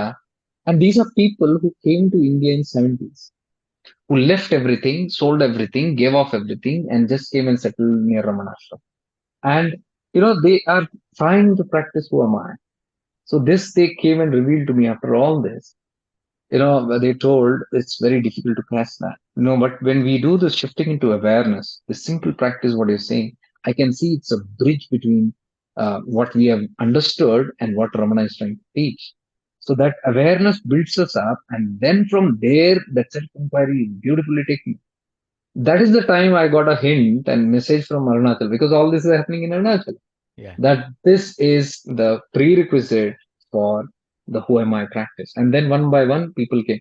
And these are people who have been initiated by Anandamayi Ma in Kankal. Wow. Not all Okay. of them, two Yeah. of them were Okay. initiated, lived with Anandamayi Ma in Haridwar, Kankal. Yeah. And we are here. They lived with many Avdutas. One of them, couple of them with Punjaji, and one of them used to even visit Nisartat Maharaj. So he comes for a session here. So three times he Wow. has visited Nisartat Maharaj. So very right souls, very advanced Yeah. souls. But Yeah. what I'm seeing is a little bit of some miscommunication somewhere can keep us still in that way. And Yes. that gap, I'm so happy this shifting to awareness is bridging, and people are now able to breathe out of that. So one simple thing I can tell you here from Arunachala Tattva that I understood.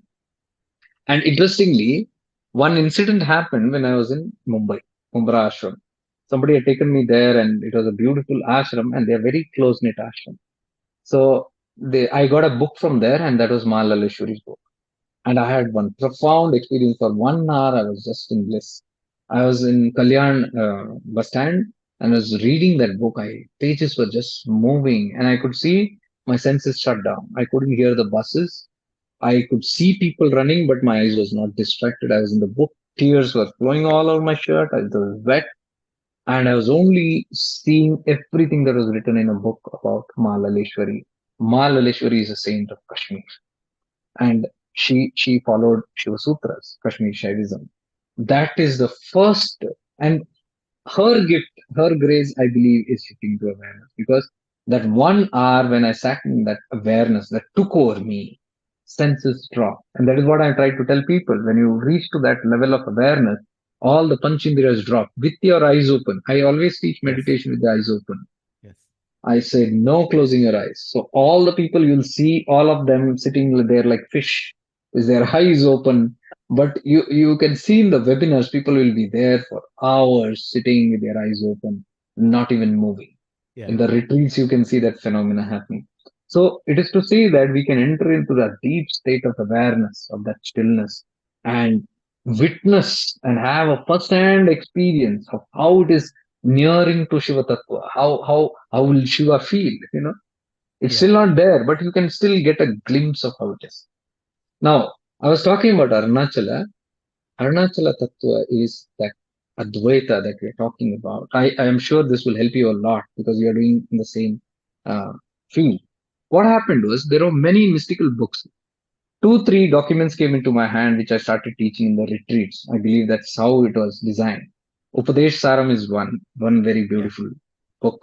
It gives us the life journey of everybody, and it will tell each and every seeker where they are standing and where is the next step. That's a beautiful document. But Arunachala Tattva is Shiva Tattva. I can see very clearly Shiva pulled Ramana to that place Of course. and brought out so many documents which are hidden. It's still hidden. It's still hidden. If people who are interested in self-realization, if they get those documents, and if they not just getting it, if they realize those documents, which needs a meditative awareness to get it, they will just excel. And that's what I'm trying to do. One is called the Kal Gyan, Mahakal Gyan, the wisdom, the final wisdom. It is also known as Devi Kalotra. Devi Kalotra is the final Upadesha given by Shiva to Parvati. That's a final, and no Okay. Upadeshas after that. He has given plenty, but Yeah. that's the final.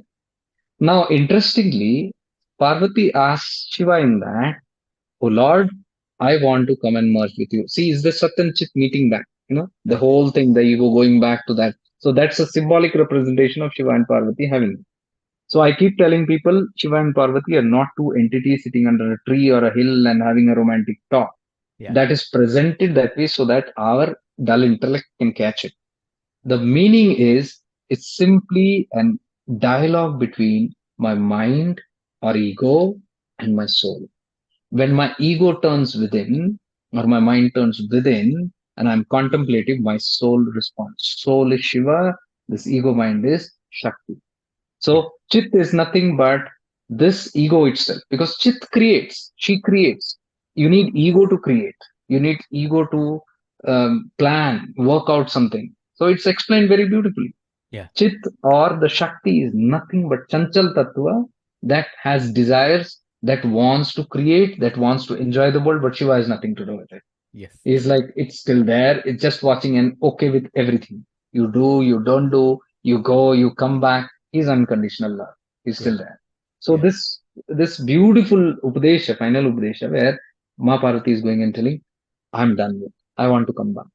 So it's see how this beautiful thing is. It explains the pralay also. Srishti is created, Yeah. then it is maintained, palan, and then sanghar. It returns back. Yeah. So this is the return journey story. When things are returning, and that is symbolical representation for us also. Yeah. See, we also birth. We came out from that super consciousness, and then we continued birth after birth. Now we are in that Vishnu Tattva. This is Hari Tattva. We are Yes. maintaining our life. Preserving. We are all in the maintenance mode. We are only going on maintaining. Yeah. And a time will come when you're literally fed up of Yes. your creations and Yes. maintenance, and then see the chit is in that form. The ego Yeah. is now fed up. Yes. Now it's turning and wanting to go to Shiva. That's our story. Yes. See, where we have an awakening, and then we want to find that Shiva.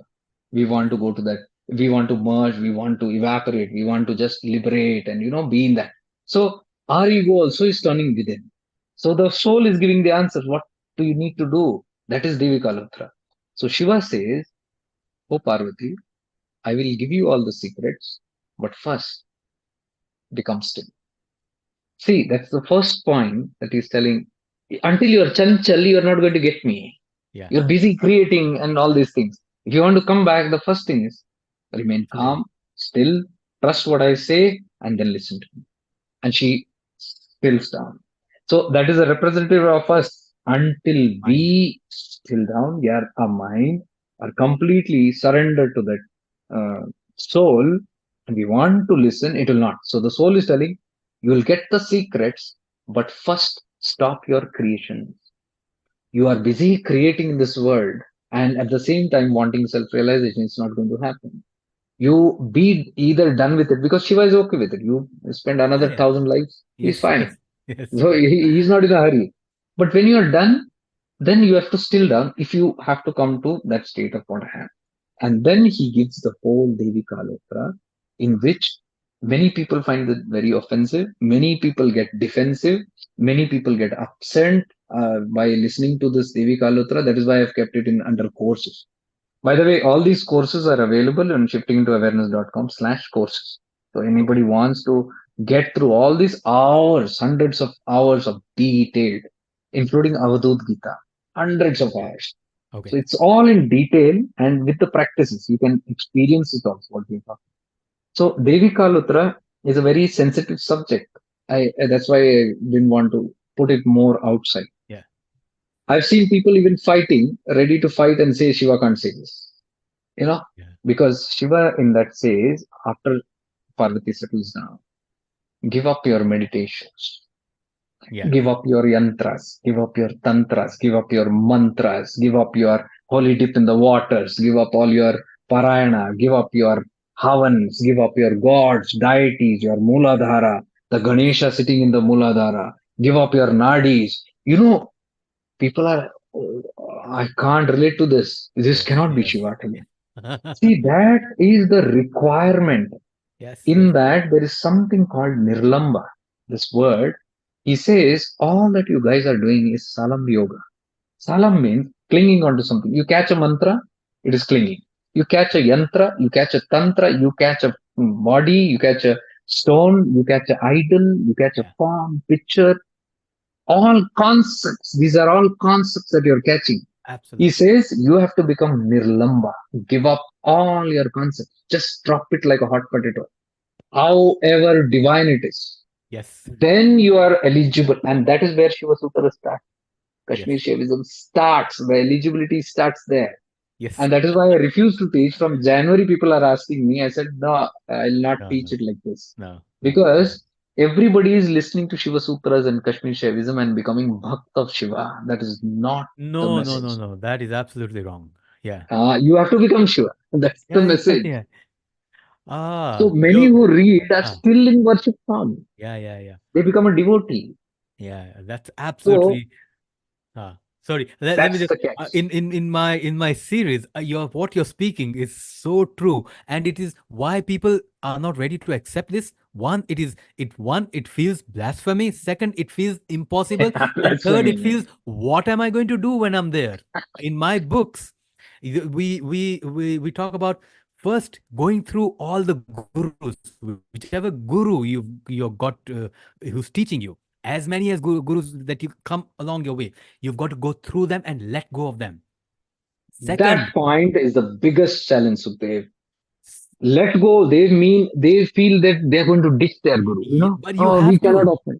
You have to. They That don't that understand is that. just the first step. Second Yeah, step, come into all the scriptures. Like you spoke about so many scriptures. You've been through so many. All the scriptures, go through them and let go of them. Third, and absolutely. now what you talk about Kashmiri Shaivism. Third, now comes God. You got to go Yes. through God as well. Yes. Very And good. and then we'll ask, okay, what is there beyond God? There's nothing. Nothing. Absolutely. That one. That nothing. That that And scares people. You yes. mean nothing? See, one thing I've seen, people can't let go of their identity. They say, "You mean I will not exist? What Yes. after that?" Yes. Yes. It's it's That's it's the scare. it's it when it happened to me, when I realized it, it's because what happens is you realize the I is false, the identity is false. Now with the identity, your entire life is false. Leave alone what Absolutely. what you're going to do, what you've been through, what you've been working towards. Absolutely. Entire thing is false. Now at that point you have the option of not wanting to do that or going all the way you know Absolutely. so it is scary. And the main But question of a lot yeah. of people is, okay, yeah, like you said, what will I do there? Hmm. Yes, once I've realized, then what to do, or what good is it, of what use is it? you know What the use it to me? Yeah, I always give this answer that everything has a name, a form, and a use. Apna jo pura Advait, the teaching is Maya is what? Name, form, and use, right? Uh, Yes. Nama, Rupa, Namarupa. yeah. So that Nirankar is nameless, it is formless and useless. You can't, Useless. absolutely, you Good can't use point. it for anything here. Good point. It is nameless, it is formless, it has to be useless. Useless where? Useless in this samsara. You can't use it, you can't do anything Exactly. to it, you No can't do benefit, anything. so called. Yeah, it's the absolute opposite. So now See, go there on. you can understand how deep it is. So, to Yes, people, yes. and I'm so glad I'm talking to you, Sukhdev, because I was thinking I'm the only person sitting and talking to the walls or to the mirror. Because when I'm teaching people, see, they don't have that realization. They Yeah. have only option: should I trust this guy or not? So it's a great pleasure talking to you because now it's Same like a here. mirror reflection what we're talking. And when this comes, even to the people who see this, Yeah. they'll be glad. Okay, there are people who are relating to the same topic. I Somebody have who, been related to Avaduts so much as well. I don't really share much of my stories as well, but a few. Sai Baba is meant to be one of the Avaduts as well. yeah, he Yeah. is an Avadhuta. Yes, One of my other stories, I read the Avadut Gita when I was doing Advaita and all that. So Avaduta, Ashtavakra, and the Ribu Gita. So Avaduta and Ashtavakra, absolute pure cream of non-duality. yeah, And one day I had a call that I have one of my friends organized a show in Jamnagar in Gujarat, uh-huh, uh-huh. and so I was going to go and perform there. And 2 days before the event got cancelled. And Hmm. this organizer called me up and he said, the tickets have been booked, the hotels and everything has been booked, and the event is cancelled. Do you want to still come? And so I told him, yeah, I'll come. We can go around nearby places, and if you can take me somewhere, it'll be nice because I've been there. I've been to Dwarka, Somnath. They are nearby there. And Okay. another artist with me from Bombay was supposed to go. She said, "No, if the show's cancelled, I might as well stay back and take up some other work." Now I reached there in Jamnagar, and we go down to Dwarka because I my journey started off with Krishna and the Bhagavad Gita. So Uh-huh. Dwarka was also a place where a lot of experiences and a lot of stories. But after Dwarka, Somnath, we went to a place called Junagadh. Junagadh, yeah. I had no idea, never heard of it. We went up and down 10,000 steps, reached at the top of a hill to find out it is the place of Dattatreya. Yeah. And then Yes. I wondered, I've never heard of this and I've been brought up here. And That's the main person of Avadut Gita. Avadut, It's yeah, all the yeah, teachings Avadut of Gita, Dattatreya. Dattatreya. So So I have yeah, a huge connection with the Avaduts as beautiful. well. I'm so happy. I'm so happy to hear all your stories also at the same time. I don't Yes, share them much another thing because about people, yeah. yeah, go on. No, I want as much as I can from you. That's Sorry. fine, but it's good to relate, Yes, the yes. same thing. Yeah, yeah. See, Vigyan Bhairav Tantra, which is again part of Yes, Shiva Sutras, coming from Kashmir only again, that yes. has such a beautiful concept. The talk about these concepts. Yog Vashisht also, Vashisht Vamuni is simply asking Ram to give up concepts, nothing else. Yeah. What we are talking, this God, this ideology, this theory, this philosophy, this belief, this condition, this pattern, everything is only a concept. Even the idea of Shiva, you know, Sadhguru was very beautifully saying, and I appreciate that thought that came to him. He says, what is Shiva?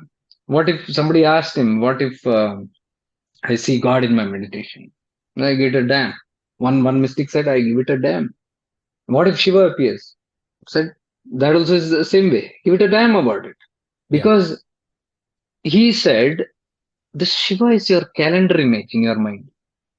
From your childhood, what you're seeing in your calendars, put in your homes, that is what you're relating as Shiva. The Shiva is not that. Because Absolutely. you cannot fathom that nothingness, some ideology, some concept has been given. And here Yoga Vasishtha is telling, give Yes. up all the concepts.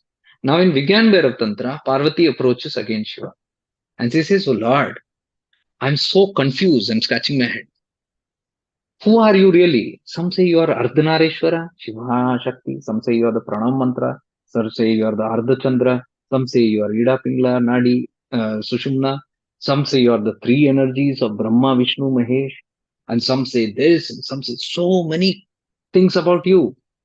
But who are you? I am confused now about your identity. And Shiva says, you know what he says? He says, all this is meant for Mandabuddhi.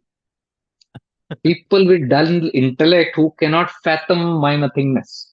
Uh, So, for the dull intellects, concepts are given. He says, throw away the concepts. yes. I am none of these, he says. I am not Brahma Vishnu Mahesh. I am not the Ardhanarishwara. I am not the Muladhara. I am not. He says, I am none of these. These are all mere concepts. When you give up all these concepts, what remains is me. Yeah. Yeah. Isn't that so beautiful? Yeah. Yeah. So It's simplified. same. God is the people don't understand in terms of even when I was into bhakti, I'm Yeah. still a diehard devotee of Krishna. I gave up myself to Krishna, so that's where this ended, done with Okay. Krishna.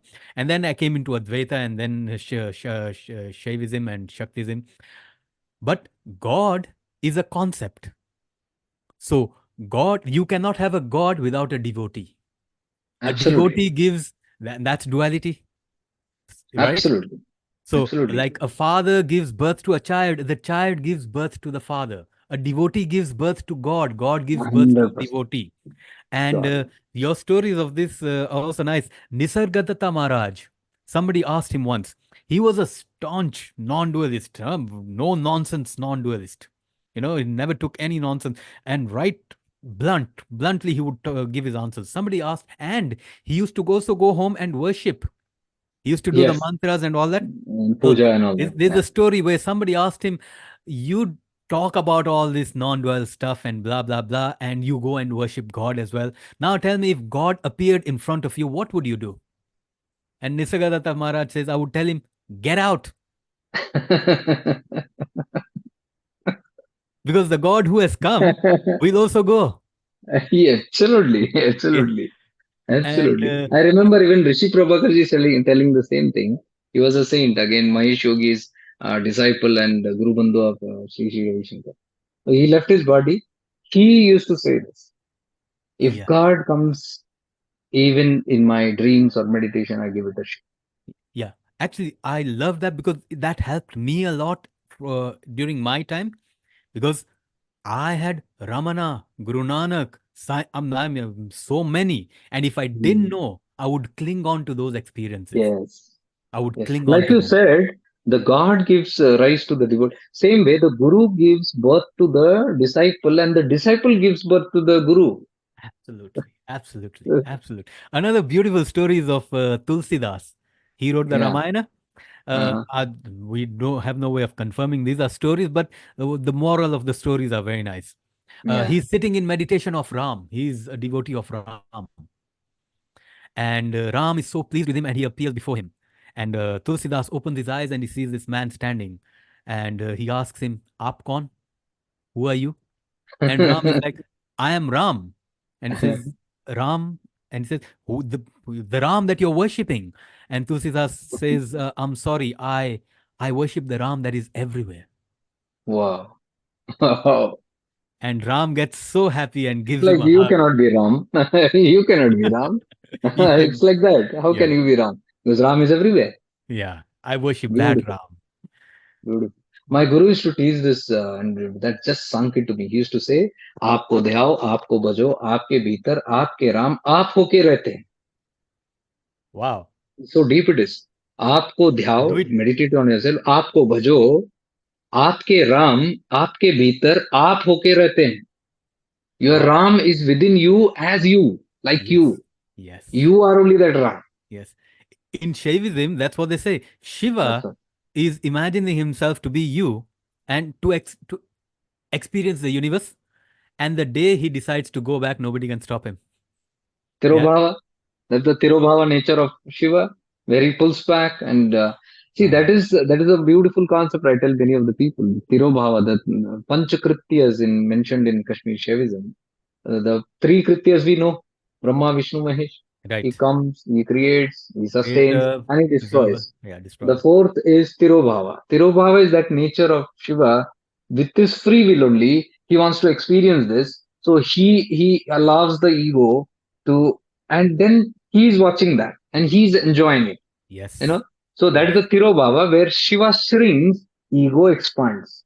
The more it expands, the more the ignorance, Yes. and the more this entity takes over. But the Shiva is still there as a dot watching. Yes. But this entity has gained this. And as you said, when he decides.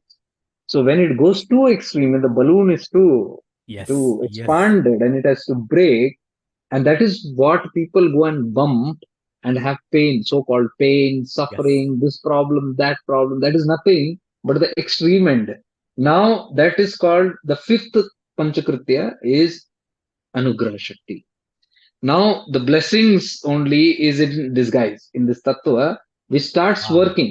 The blessings and the grace starts putting obstacles into that, the growing ego, so that it can now return. So that is known as the Tirobhava nature of Shiva. So now this ego starts shrinking and the Shivatva starts growing. And Yeah. when that grows and this ego shrinks, the opposite happens. It returns back to its original nature. That is the whole play. That what Kashmir Shaivism says, what Lakshmanji used to say. Shiva opens his eyes and there is creation. He closes and Yes. it's gone. That's it. Yeah. Yeah. Beautiful. Beautiful. That is so beautiful. So I'm so happy that everything got summarized in this 2 hours, preferably. Yeah. Yeah. And I think it's going to I be I worthwhile. will, it's so good to have you. I'm so happy and so honored. Me One, here, because same you here. are so open and you shared so much.